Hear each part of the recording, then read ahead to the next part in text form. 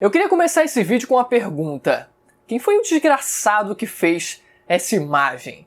Botando na minha cabeça, cheio de cabeça de ovo, como se fosse um bando de ovo, e ainda tem um ovo escuro ali, como se estivesse podre. Cara, os caras insistem na ideia de que eu tô calvo. Eu não tô calvo, olha o tanto de cabelo, tô até pensando em deixar ele crescer, fiz um relaxamento capilar esse semana. Vocês acham que eu tô calvo de verdade? Você acha que eu pareço cabeça de ovo por acaso? Eu acho que não. Até fizeram um meme secundário meu, como se a minha cabeça fosse um navio no ovo do Roger. Agora pelo menos eu tô igual o Evandro, né, que... Tem aquela imagem também, aquele meme dele careca dizendo Rayleigh Yonkou? Inclusive vamos falar disso nesse vídeo também, fiquem atentos, galera. Vamos lá então, nesse vídeo, responder as perguntas que vocês fizeram no grupo, no Facebook do canal. Tem sempre o link na descrição se você quiser entrar no grupo mas tem vários memes como esse que vocês viram da cabeça de ovo. E se você quiser participar dos próximos vídeos de perguntas e respostas, é provável que eu faça as perguntas de novo lá no grupo, então fiquem atentos. Vamos lá então para a primeira pergunta do Vinícius de Souza Dias. Bruno, você acha que o Shanks em seu auge poderia bater de frente até mesmo com Goldie Roger? E aí, né? É uma pergunta muito simples, eu acho, né? Diretamente falando, acredito que sim, mas é muito emblemática, se vocês lembrarem daquela cena onde a gente vê, né, capítulos atrás, o Luffy sendo comparado, ele e o Kaido, na verdade, perguntando pro Luffy, você acha que tá no nível dessas lendas? Você acha que vai conseguir chegar ao nível dessas lendas? Você tá se comparando a esses caras? E a gente vê várias das lendas, né? O Roger, o Barba Branca, e a gente vê o Shanks no meio deles também, no meio dessas lendas, né? Então isso quer dizer que o Shanks ele tá no nível de poder desses caras? Eu acredito que é muito mais do que isso, na verdade. Eu acredito que possa sim ser usado como argumento, mas eu acredito que tem muito mais a ver com a relação direta que o Luffy ele tem com o Shanks, se a gente pegar pra interpretar essa imagem, né? O Shanks, você vê que dá muita impressão dele sendo o guardião do Luffy ali, né? Você vê que a silhueta dele tá logo atrás do Luffy, então é como se ele estivesse protegendo o Luffy. Mas mais do que isso também tem o sentido de o Luffy dizer no começo do mangá que ele quer superar o Shanks, que ele quer ter um bando ainda mais poderoso que o bando do Shanks. Então faz sentido que o Shanks ele seja um alvo para o Luffy também, seja um objetivo a ser ultrapassado, seja uma barreira no caminho dele a ser vencida. Então faz sentido que o Shanks, com essa relação direta que ele tem com o Luffy, né, com a certa rivalidadezinha que o Luffy ele criou com o Shanks por conta disso, faz sentido que o Shanks ele também esteja naquele topo, né, junto com as outras lendas. Óbvio que na prática o Luffy ele vai ter que superar vários outros personagens, ele vai ter que superar o Kaido, a Big Mom que não foram inclusos nessa imagem, vai ter que superar os almirantes também, assim como o próprio Tinjao ele disse, né? Você acha que vai conseguir superar os Yonkou e os almirantes? Essa é a pergunta. No fim das contas, ele vai superar todos esses caras, ou no mínimo, vai estar no nível deles. E se tem uma coisa que o Oda ele gosta de fazer muito, é igualar os personagens que estão no topo. A gente viu como o Barba Branca e o Roger, eles eram equiparados, a gente viu quantas vezes o Roger, ele enfrentou o Garp e os dois ali, né? Quase se mataram várias e várias vezes, então isso quer dizer, isso significa alguma coisa. A gente vê isso acontecendo também na luta contra os almirantes, né? O Akainu contra o Aokiji, como eles também eram equiparados em força, então o Oda ele gosta de fazer isso, e é bem provável que ele fizesse isso também com o Shanks, caso ele tivesse no auge, na época do Roger também, que ele fosse muito pareado ao próprio Rei dos Piratas. O Lucas Valentim pergunta, se o corpo da Big Mom é resistente como aço, como ela perdeu a virgindade? Vamos aqui quebrar um pouco do gelo aqui, né? Quebrar um pouco do gelo aqui. Eu fiquei perguntando, resposta simples também, resposta muito simples. Ninguém conseguiu. Só quem fez foi ela mesma. Ela chegou e pegou assim, ó, um dildo assim, talvez um pouco maior do que esse, pegou um dildo assim e lotou de haki do armamento, e aí desenvolveu o haki do armamento avançado ainda chegou assim, ó, BAU! E aí conseguiu tirar a própria virgindade. Nicolas Dutra pergunta, por que você não acha Rayleigh Yonkou? Rayleigh Yonkou? Vamos lá, galera. Agora sério. Eu sei que falar do Rayleigh é um negócio que mexe com falar de personagem velho.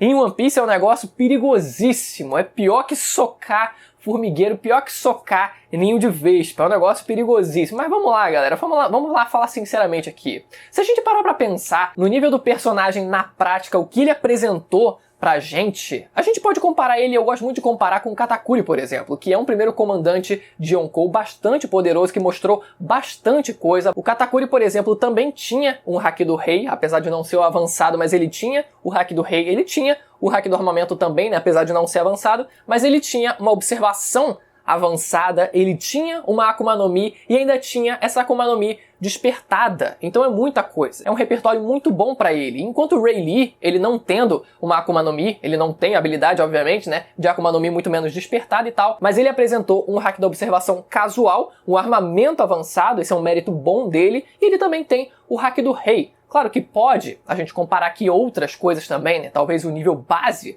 do personagem, né? Talvez seja um pouco maior, o nível de força natural do personagem talvez fosse maior, a habilidade de esgrima dele também fosse maior e tal. Alguma coisa pode servir aqui pra mexer um pouco nessa balança, mas o Katakuri, ele tem bastante coisa, e se a gente parar pra pensar, talvez os dois na soma de resultados não sejam tão diferentes assim um do outro, porque o pessoal gosta muito de usar o argumento de que o Rayleigh, ele sendo imediato do Rei dos Piratas, ele estaria acima dos outros comandantes, ou os primeiros comandantes de Yonkou, mas isso não necessariamente é uma verdade, porque o Roger em si, ele não era mais forte do que os outros rivais dele, por exemplo. Ele era equiparado ao Barba Branca. Então, se os capitães eles são equiparados, por que necessariamente os seus comandantes ou os seus imediatos eles seriam diferentes um do outro, né? Talvez fossem bastante pareados também, assim como os seus capitães. Claro que não necessariamente eles têm exatamente milimetricamente o mesmo nível, mas que não seja algo tão disparado assim, né? Uma diferença tão grotesca assim de um para o outro. Gabriel Rodrigues pergunta: os ataques do Sanji com um sorriso são mais fortes que os ataques com as pernas?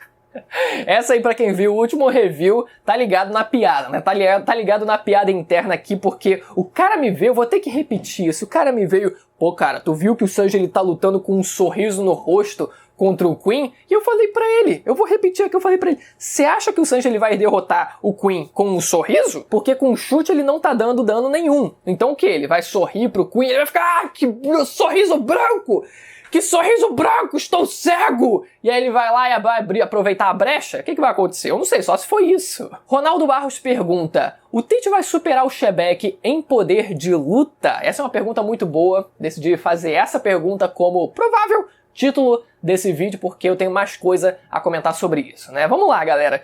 Eu acho que o Shebeck em si, ele talvez tenha sido um personagem que conseguiu quebrar o teto convencional, assim como eu falei aqui, né? Vários personagens que estão no topo, eles são bastante equiparados, principalmente da antiga era, né? O Roger, Barba Branca, o Garp, se fosse um pouquinho abaixo, estaria muito próximo também. O Sengoku, todos ali estavam mais ou menos num nível muito parecido, né? E talvez o Shebeck, ele tenha sido o cara, eu até falei isso na época, que talvez ele tenha sido o personagem que conseguiu quebrar esse teto. Com qual habilidade? Eu acredito que tenha sido com a fruta da sombra do Moria. Isso é só ideia minha, mas tem alguns argumentos que poderiam encaixar nessa ideia, né? Porque ele tendo essa habilidade conseguiria dessa forma pegar as sombras dos seus subordinados, que não eram pouca coisa, e assim aumentar, elevar o nível de poder dele, né? Reunindo todo o poder, concentrando todo o poder nele, e isso serviria como uma justificativa para a gente entender por que os subordinados do Shebeck não fugiam, por exemplo, do navio, porque eles não tinham sombra, eles dependiam ali, né? Que nem a galera de Thriller Bark também ficava presa na ilha por conta disso, porque era difícil ali, né? Eles só podiam se expor quando tivesse de noite, e talvez isso tenha acontecido. Talvez a luta em God Valley tenha sido à noite, para assim o bando do Shebeck, o Barba Branca, enfim, todo mundo tenha aproveitado também, tenha lutado, tenha participado da luta. A gente não sabe quando aconteceu, mas eu acho que é uma ideia bastante interessante para justificar o nível de poder do personagem e até mesmo a união do Garp com o Roger na época. O Garp, que se não estava no auge, alcançou o auge, acredito eu, durante essa batalha, quando foi capaz de derrotar o Shebeck. O Roger também era muito capaz de estar bem próximo do auge dele, então, cara, unir dois personagens desse nível para derrotar outro tem que ter uma justificativa um pouco diferenciada aí, para justificar o nível de poder dele. E agora a gente vendo o Tite, vamos lá, né, falar sobre ele agora. Ele pode ser que consiga quebrar também esse teto, mas talvez não exatamente com o nível de poder dele próprio. Vamos aqui fazer uma recapitulação do rascunho do personagem no Databook Green,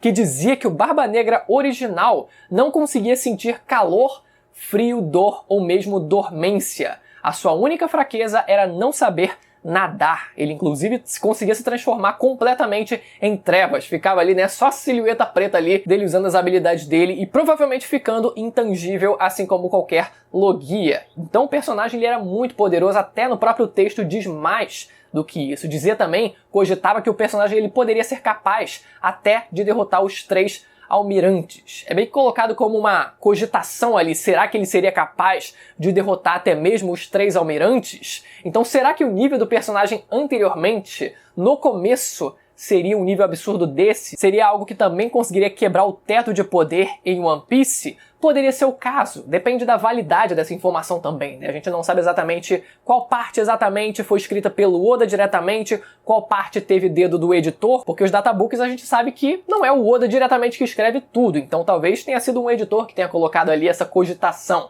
essa hipótese. Caraca, será que ele era capaz de derrotar os 3 almirantes? E outro detalhe interessante nessa página, esse sim escrito pelo próprio Oda, é que o nome original do Barba Negra seria Everything the Teach, everything de tudo em inglês, né? E provavelmente isso é uma referência a um pirata inglês do século 17 chamado Henry Avery, famoso por se tornar o pirata mais rico do mundo na época e receber a maior recompensa da história por sua cabeça. Então será que isso vai ser reproduzido em One Piece? Será que o Barba Negra ele vai ter a maior recompensa de todas no final da história, só sendo ultrapassada pela do Luffy depois disso tudo? Olha, aqui teorizando, galera, eu acho que ele pode sim ter mais uma Akuma no Mi. Muita gente já cogita isso, né? Que ele possa ter uma Akuma no Mi do tipo Zoan pra fechar o trio de tipos de Akuma no Mi sob o comando dele, né? Só que eu não acho que ele vai conseguir comer diretamente essa fruta, e eu já falei sobre isso num vídeo bastante antigo aqui no canal, né? Que ele pode conseguir uma Zoan, mas ele coloque esse poder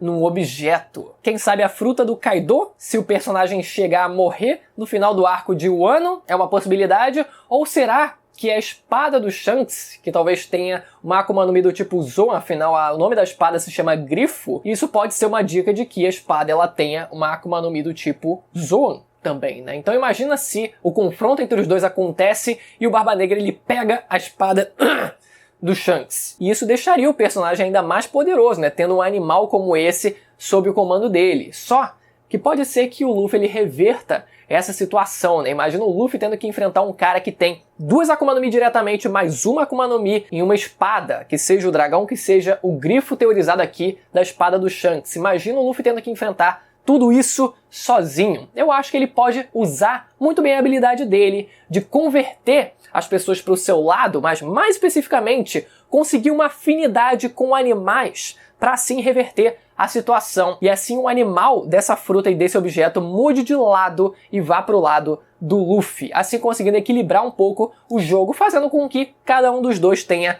2 Akuma no Mi. O Luffy com a fruta da borracha dele, mais o animal akumado, que fosse aliado dele a partir de determinado momento da luta. Então eu acredito que o Barba Negra ele vai quebrar esse teto, mas não diretamente, mas sim com essa Akuma no Mi, com essa terceira Akuma no Mi vinda de um objeto. E a Fernanda Oliveira perguntou se o Kizaru ficou atuando sozinho na marinha por um ano inteiro e os Yonkou não fizeram nada, então quer dizer que o Borsalino vale por 3 imperadores? Essa é uma pergunta muito boa, galera. Essa é uma pergunta muito boa porque quando a gente soube que demorou um certo tempo até existir o alistamento mundial e que, por um determinado período de tempo, 2 almirantes estavam ausentes da marinha, só restando o próprio Kizaru e o Akainu também como atual almirante de frota, a gente fica pensando, caraca, o bicho teve que lidar sozinho com todos os conflitos por cerca de 1 ano. Imagina só se isso não é verdade. Óbvio que é um pouco de zoeira aqui, né? Óbvio que também poderia ser o caso dos Yonkou ali, numa aliança inesperada desse de atacar a marinha e o governo, mas não é tanto de interesse deles assim, né? Mas ainda é engraçado pensar que o cara que se propôs a lidar com uma aliança de 2 imperadores e impedir que essa aliança acontecesse